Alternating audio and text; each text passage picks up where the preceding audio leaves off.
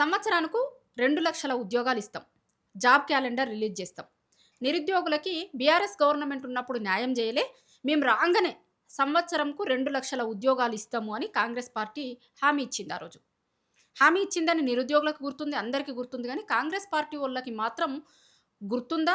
లేకపోతే గుర్తుండి కూడా గుర్తులేనట్టు మాట్లాడుతున్నారు తెలవదు గానీ, ఇక దానికి మంగళం పాడేసిర్రు. అయిపోయింది. పీసీసీ చీఫ్ మహేష్ కుమార్ గౌడ్ గారు ఒక ఛానల్ ఇంటర్వ్యూలో మాట్లాడిర్రు గానీ, ఆ ఛానల్ ఇంటర్వ్యూలో ఏదో కాకతాళీయంగా మాట్లాడిండు, నార్మల్‌గా మాట్లాడిండు అనుకుంటట్టు ఏం లేవు. ఎందుకంటే గతంలో తులం బంగారం విషయంలో ఒక మంత్రి మాట్లాడిండు. మనందరికి గుర్తుంది గదా!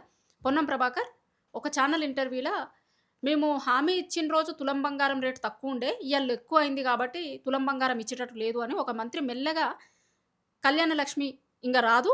రూ. 1,00,000 తులం బంగారం ఇయ్యలేము అనేది ఆ రోజు ఒక ఫీలర్ వదిలిర్రు గదా! ఆ మంత్రితోని. తులం బంగారం సరే అప్పుడు ఆ సందర్భం ఇప్పుడు తులం బంగారం ఆనాడు ప్రకటించినాడు 50,000 అది. ఇవాళ 1,50,000 అయింది. అట్లా ఉద్యోగాల విషయంలో నిన్న మహేష్ కుమార్ గౌడ్‌తోని ఒక ఫీలర్ ఇచ్చినట్టుగానే కనిపిస్తుంది. ఎందుకంటే రెండిటిని చూసుకున్నప్పుడు. తులం బంగారం విషయం ఎట్లయితే అయిందో అట్లనే 2,00,000 ఉద్యోగాలు గూడా సేమ్. ఏమంటారు నిన్న మహేష్ కుమార్ గౌడ్ గారు, మేము 2,00,000 ఉద్యోగాలు సంవత్సరంలో ఇస్తామని చెప్పలే.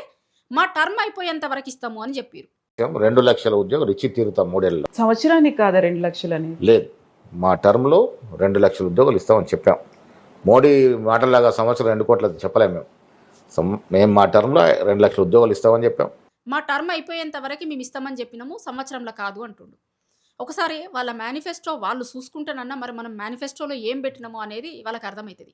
లేకపోతే మేనిఫెస్టోలో పెట్టింది వీళ్ళు మర్చిపోయిర్రా, లేకపోతే గుర్తుండి కూడా మర్చిపోయినట్టు నటిస్తున్నారా అనేది అర్థమైతలేదు.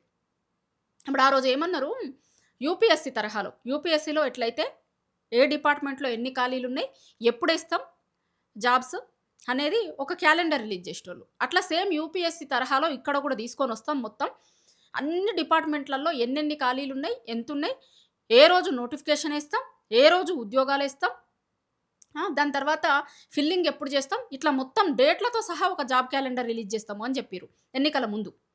ఇక ఈ నిరుద్యోగుల ఇష్యూనైతే ఎంత వాడాలో రాజకీయంకో అంత వాడింది కాంగ్రెస్ పార్టీ. ఇక్కడున్న వాళ్ళు వాడుడు కాదు, వాళ్ళ అధినాయకులు కూడా వాడిరు. వాళ్ళ హైకమాండ్ అగ్రనాయకులు ఉంటారు కదా, రాహుల్ గాంధీ లాంటి వాళ్ళు ఆ రోజు వచ్చి అశోక్ నగర్ చౌరస్తా దగ్గరికి పోయి నిరుద్యోగుల దగ్గరికి పోయి వాళ్ళతో మాట్లాడిరు, షాయలు తాగిరు కూర్చొని. మరి అలా ఏం చెప్తారో అశోక్ నగర్ నిరుద్యోగులకి? ఇప్పుడు వీళ్ళు చెప్పుడు కాకుండా రాహుల్ గాంధీ లాంటి వాళ్ళు కూడా పోయి నిరుద్యోగులతోని మాట్లాడి వాళ్ళని మభ్యపెట్టిరు కదా.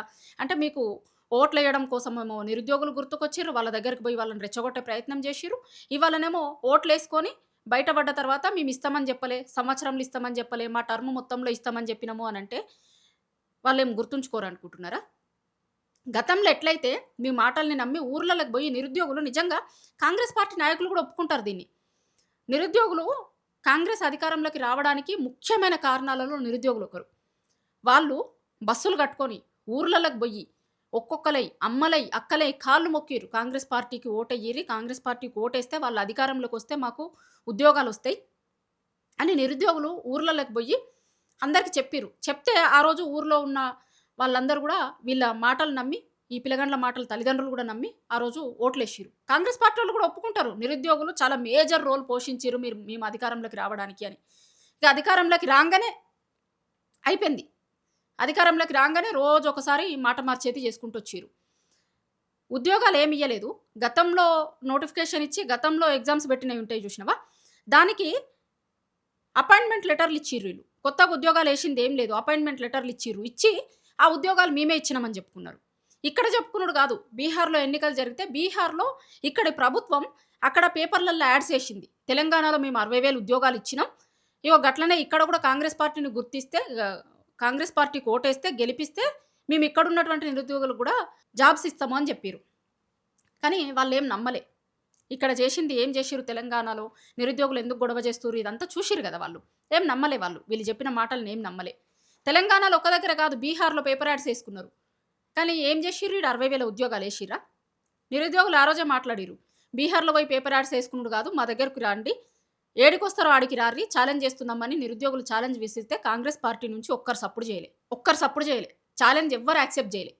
ఎక్కడేసిరు మీరు, ఏ డిపార్ట్మెంట్లో వేసిర్రు, ఒక్కసారి మాకు చూంచూరి, ఏ డిపార్ట్మెంట్లలో ఉద్యోగాలు వేసిర్రు అంటే ఒక్కరు కూడా సప్పుడు చేయలే. సప్పుడు చేయక ఇవాళ ఏం చెప్తుర్రు అంటే మేము 5 ఏళ్లలో ఇస్తామని చెప్పినాం 2 లక్షల ఉద్యోగాలు అని చెప్తుర్రు. మీరు ఇదే చెప్పిర్రా? 5 లక్షల 2 లక్షల ఉద్యోగాలు 5 ఏళ్లలో ఇస్తామని చెప్పిర్రా? మొదటి సంవత్సరం ఇస్తామని చెప్పిర్రా? ఒకసారి దీంట్లో నేను కాంగ్రెస్ పార్టీ మేనిఫెస్టో గూడా పక్కన విజువల్స్‌లలో యాడ్ చేస్తా. ఒక్కసారి చూడుర్రి దాంట్లో. చూసిన తర్వాత వాళ్ళు మాట్లాడుతున్న మాటలకి, వాళ్ళు ఆ రోజు చెప్పిన దానికి తేడా ఏందో మీకు అర్థమైతది. అందుకే నిరుద్యోగులు కూడా ఇక కవాతు, జంగ సైరన్ ఊదేతందుకు సిద్ధమైతుర్రు ఆళ్ళు గూడా. మమ్మల్ని మోసం చేసింది కాంగ్రెస్ పార్టీ. ప్రతి ఎన్నికలల్ల ఇప్పుడు మున్సిపల్ ఎన్నికలున్నాయి ముందు ముందు. మున్సిపల్ ఎన్నికల నుంచి మొదలుపెడితే జనరల్ ఎలక్షన్స్ వరకి ఏ ఎన్నికలొచ్చినా కూడా కాంగ్రెస్ పార్టీని ఓడగొడితేనే మాకు న్యాయం జరుగుతది అనేది ఊర్లలోకి పోయి మళ్ళొక్కసారి ప్రచారం చేస్తాము అని చెప్తున్నారు. దీంట్లో ఎట్లుంటదంటే కొంతమంది మేధావులున్నారు గదా! వాళ్ళు గూడా ఆ రోజు నిరుద్యోగుల దగ్గరికి పోయి, అసలు వాళ్ళేం జేయలేదు, వీళ్ళొస్తే చేస్తారు, ఇది చేస్తారు, అది చేస్తారు అని లెక్క చాలా మంది మేధావులు నిరుద్యోగుల దగ్గరికి పోయిర్రు. ఇయాల నిరుద్యోగులు ఒక్కొక్క మేధావిని అపాయింట్‌మెంట్ అడిగితే కనీసం అపాయింట్‌మెంట్ ఇస్తలేరట. మరి ఎందుకు? మీరు ఆ రోజు మాట్లాడిర్రు గదా! నిరుద్యోగుల దగ్గరికి బోయి, మేము హామీలుంటామన్న లెక్క మాట్లాడిర్రు గదా! మీకొక్కరికి ఉద్యోగాలొస్తే మాత్రం సరిపోతదనుకున్నారా? నిరుద్యోగులకు ఉద్యోగాలు రావాల్సిన అవసరం లేదనుకున్నారా? మాకు ఉద్యోగాలొచ్చినాయి గదా! ఇంక నిరుద్యోగులకొస్తేంది, రాకపోతేంది, కలుస్తామంటే మేమెందుకు కలవాలే? పుస్కున కలిస్తే మళ్ళా మాకు ప్రభుత్వం నుంచి ఏమన్నా ఇబ్బందయితది, మా పనులు గావు, లేకపోతే మా పదవులు రావు అనుకోని ఏమన్నా భయపడుతుర్రా? మేధావులు తెలంగాణలో ఉన్నటువంటి వాళ్ళందరూ ఎవరి దిక్కునుండాలే? బాధితుల పక్షాన నిలబడతారా? ప్రభుత్వాల పక్షాన నిలబడతారా? ఇంక మీరు చెప్పే మాటలు మళ్ళా రేపు పొద్దున తెలంగాణ సమాజం ఇంటదా? ఆల్రెడీ తెలంగాణోళ్ళకి అర్థమైపోయింది. వీళ్ళు వాళ్ళ సొంత ప్రయోజనాల కోసమనే మమ్మల్ని రెచ్చగొట్టిర్రు. మాతో నోట్లేయించుకున్నారు. తర్వాత ఆళ్ళు పదవులు పొందిర్రు అనేది ఆల్రెడీ నిరుద్యోగులు చెప్తూనే ఉన్నారు వాళ్ళకి అర్థమయ్యేటట్టు. ఇక మీరు రేపు పొద్దుగాలొచ్చి ఇంకేదన్నా మాట్లాడతాము అంటే తెలంగాణోళ్ళు ఇంటారనుకుంటున్నారా? కానీ ఒక్కటైతే ఏమర్థమైతుందంటే నిరుద్యోగులని మొత్తం నిలువెల్లా ముంచిర్రు. చాలా దారుణంగా మోసం చేసింది కాంగ్రెస్ ప్రభుత్వం. నిరుద్యోగులందరూ గూడా మంట మీదున్నారు. ఎప్పుడు ఎన్నికలొస్తాయి, ఎన్నికలలో మేము ముందుండి ఎట్లయితే కాంగ్రెస్ పార్టీని గెలిపించినామో గట్లనే మేము ముందుండి కాంగ్రెస్ పార్టీని ఓడగొడతామని చెప్తున్నారు.